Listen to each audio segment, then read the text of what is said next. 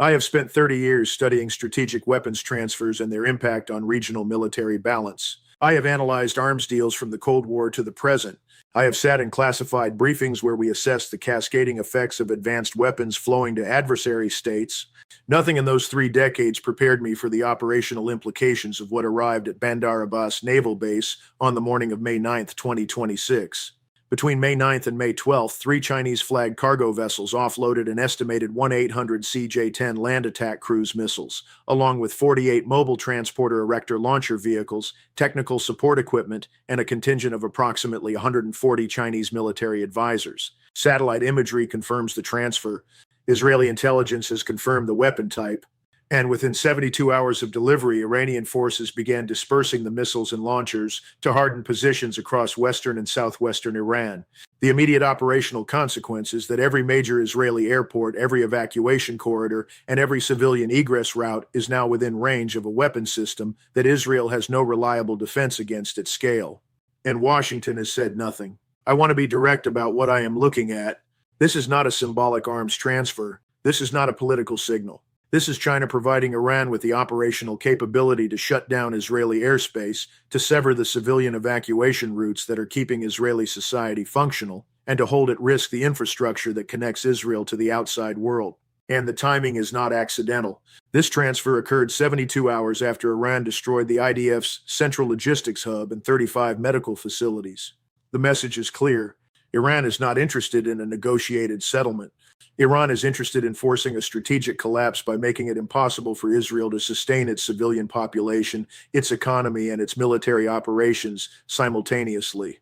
In the next 38 minutes, I'm going to walk you through 4 questions that define the strategic shift this weapons transfer represents. First, what is the CJ-10 cruise missile, and why does its introduction fundamentally alter the military balance? Second, why did China choose this moment to provide Iran with this capability, and what does that tell us about Beijing's calculation of American deterrence? Third, what are the specific targets that Iran can now hold at risk, and what does that mean for Israeli civilian and military infrastructure? And fourth, why has Washington remained silent while a peer competitor arms an adversary state with weapons designed to defeat American-made air defense systems? If this is the kind of analysis you have been looking for, the kind that does not sanitize the strategic consequences or pretend that this is anything other than a fundamental shift in the regional balance of power, subscribe and stay with me. Hit like, drop your assessment in the comments. I read them. Let me walk you through what this weapons transfer means, system by system, capability by capability, so you understand why this is not just another headline about arms deals. Phase 1 is understanding the weapon. The CJ-10 is a land attack cruise missile developed by the China Aerospace Science and Industry Corporation. It has a range of approximately 1,500 to 2,000 kilometers, depending on flight profile. It carries a 500-kilogram high-explosive warhead. It uses a combination of inertial navigation, terrain-matching radar, and satellite guidance to achieve a circular error probable of 5 to 10 meters against fixed targets. And it is designed to fly at low altitude, typically 30 to 50 meters above terrain, to evade detection by traditional air defense radar systems. The missile is not stealthy in the sense of radar-absorbent materials or advanced shaping. It is stealthy in the sense that it flies below the radar horizon of most early warning systems. It uses terrain masking to avoid detection, and it presents a small radar cross-section that makes it difficult to track and engage even when it is detected. The CJ-10 is essentially a Chinese derivative of the American Tomahawk, and it was designed specifically to defeat the kind of layered air defense systems that NATO and its allies deploy. Here is why that matters. Israel's air defense architecture is built around 3 primary layers. The outer layer is Arrow 3, designed to intercept ballistic missiles in the exo-atmospheric phase. The middle layer is David's Sling, designed to intercept medium-range rockets and short-range ballistic missiles. The inner layer is Iron Dome, designed to intercept short-range rockets and artillery. None of those systems were designed to handle a saturation attack by low-altitude cruise missiles flying terrain-masked flight profiles. Israel does have point defense systems capable of engaging cruise missiles. The Barak 8 naval air defense system can engage low-altitude threats. The Iron Dome can theoretically engage cruise missiles if they are detected early enough. But the question is not whether Israel can shoot down one CJ-10. The question is whether Israel can shoot down 1,800 CJ-10s launched in coordinated salvos from dispersed positions across Iran, and the answer is no. The mathematics do not work. The interceptor inventory does not exist. and the radar coverage required to detect, track, and engage that many low-altitude targets simultaneously is not there. Phase 2 is understanding the strategic logic behind the transfer. China did not sell these missiles to Iran. China provided them. There is no public reporting of a financial transaction.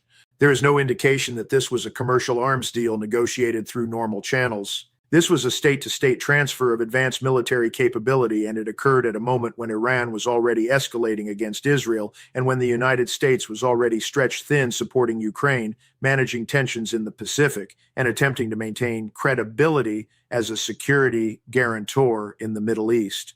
The timing tells you everything you need to know about Beijing's assessment of American deterrence. China believes that the United States will not intervene militarily to prevent the collapse of the Israeli position. China believes that American threats of escalation are not credible because the United States does not have the military capacity, the political will, or the economic bandwidth to open a third major theater of confrontation. And China believes that arming Iran with advanced weapons systems serves Chinese strategic interests by tying down American resources, discrediting American security guarantees, and demonstrating to the rest of the world that alignment with Washington carries costs that Washington cannot offset. This is not an isolated decision. This is part of a broader pattern. China has been providing advanced weapons to Russia throughout the Ukraine conflict, despite Western sanctions. China has been expanding military cooperation with Iran for the past 5 years, including joint naval exercises, intelligence sharing, and technology transfers. And China has been positioning itself as the primary alternative to American security partnerships across the developing world. The transfer of 1-800 cruise missiles to Iran is not an anomaly. It is the logical next step in a deliberate strategy to erode American influence by arming American adversaries. Phase 3 is understanding the target set. With Fundal's 800 CJ-10 missiles dispersed across Iran, Iranian forces can now hold at risk every major civilian and military airport in Israel, every seaport, every power generation facility, every water desalination plant, every telecommunications hub, and every government building.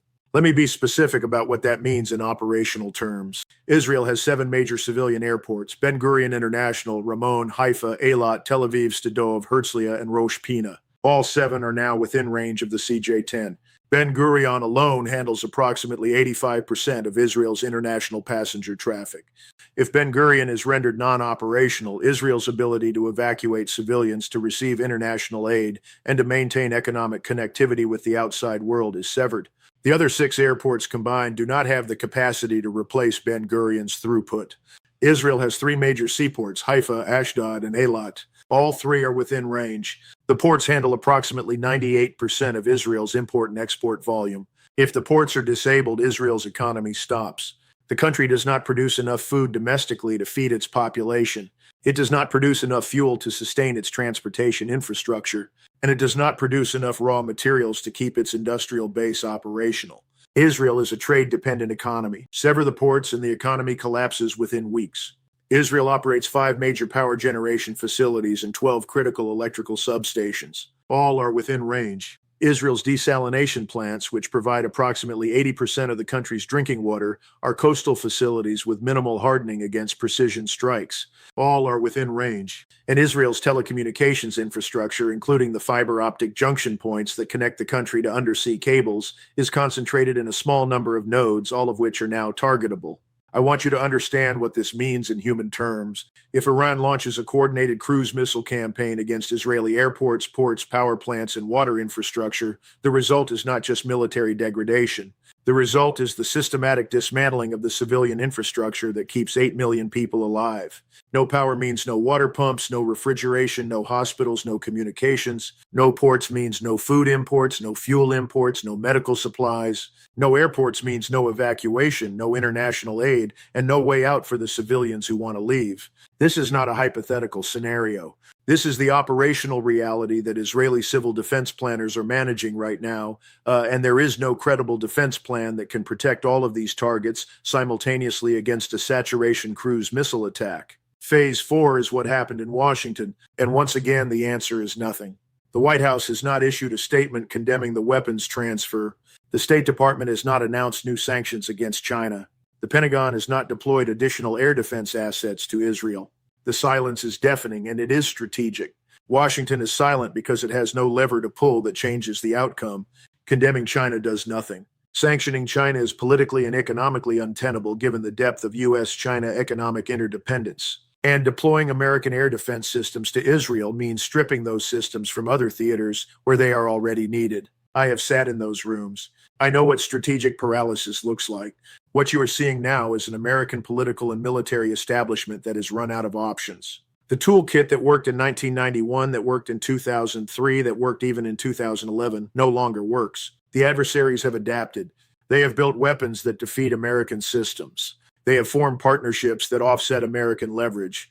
And they have calculated correctly that the United States will not risk a direct confrontation with a peer competitor over a regional conflict in the Middle East. Let me tell you what the next 72 hours look like, because the timeline here is compressed and unforgiving. Iranian forces are currently dispersing the CJ-10 launchers to pre-surveyed positions across western Iran, southern Iran, and possibly into Syria and Iraq. The missiles are being mated to the launchers. The targeting data is being uploaded, and the strike plan is being finalized. The operational tempo suggests that Iran is preparing for a large-scale coordinated strike, possibly within the next week, designed to simultaneously disable multiple categories of Israeli infrastructure in a single night. If that strike occurs, Israel faces a decision tree with no good branches. Branch 1, absorb the strike, accept the civilian and economic damage, and attempt to continue operations with degraded infrastructure. That branch leads to economic collapse, mass civilian evacuation if evacuation routes remain open, and eventual political collapse as the Israeli public demands a negotiated end to a conflict that is destroying the country. Branch 2, preemptively strike the CJ-10 launchers before they can be used. That branch requires deep strikes into Iranian territory, which risks Iranian retaliation against oil infrastructure in the Gulf, which risks a regional war that pulls in the United States, Saudi Arabia, and possibly other Gulf states. Branch 3, negotiate a ceasefire that prevents the strike in exchange for concessions that the Israeli government has publicly stated are unacceptable. That branch leads to political collapse in Jerusalem, but it prevents the destruction of Israeli infrastructure. None of those branches are good. All of them represent strategic defeat in different forms.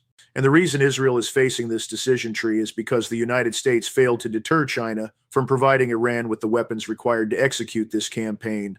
The contrast here is unavoidable. The United States has spent decades positioning itself as the guarantor of Israeli security.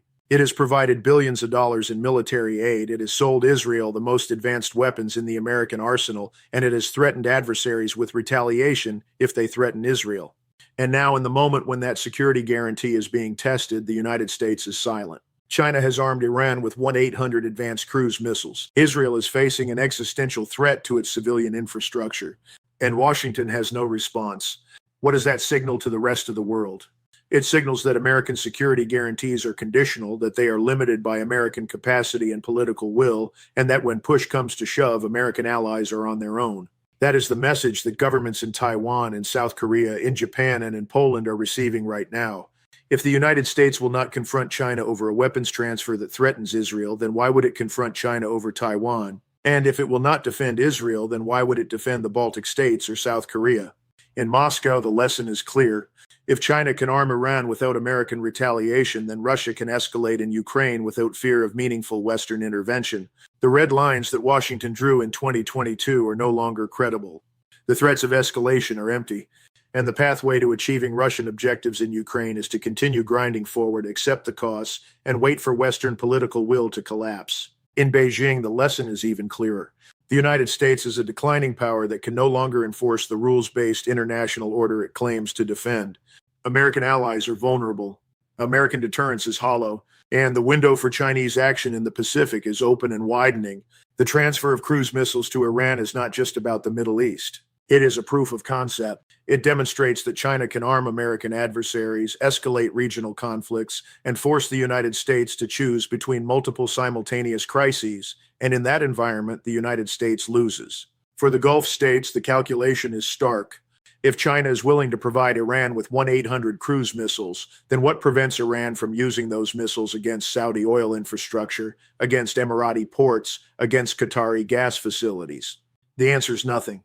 And that means the Gulf states need to hedge, need to accommodate Iranian demands, and need to accept that the regional balance of power has shifted decisively in Iran's favor. And for the broader developing world, the message is this: the unipolar moment is over. The United States cannot defend its allies. China can arm its partners with impunity, and the future belongs to those who build their own capabilities, form their own partnerships, and refuse to depend on American security guarantees that are no longer reliable. I warned about this. I have said for years that the failure to deter Chinese and Russian support for American adversaries would lead to a cascading erosion of deterrence across every theater. I said it in testimony. I said it in articles that were ignored. I am not interested in being vindicated. I am interested in the strategic collapse that is now unfolding in real time because the lessons were not learned. Let me come back to the human dimension because this is not just an abstract discussion about missiles and deterrence. There are 8 million people living in Israel. Many of them want to leave. They want to evacuate their families, move to countries where they do not have to worry about cruise missiles hitting their airports and power plants. But the evacuation routes are now at risk. Ben Gurion Airport is within range. The seaports are within range. And if Iran executes the strike plan that these missiles enable, those evacuation routes disappear. That means families who want to leave cannot leave. It means people who recognize that this conflict is unwinnable are trapped in a country that is about to experience the systematic destruction of its civilian infrastructure. And it means that the civilian cost of this war, which is already severe, is about to become catastrophic. The question I want to leave you with is this.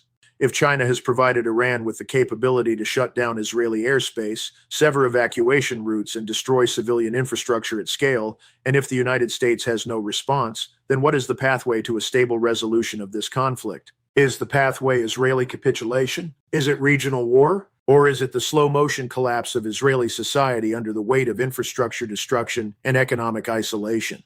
Leave your assessment in the comments. I read every one. If this analysis gave you the strategic clarity that you will not find in sanitized mainstream coverage, share it, hit like, subscribe. The next update is already in preparation. I will see you in the next.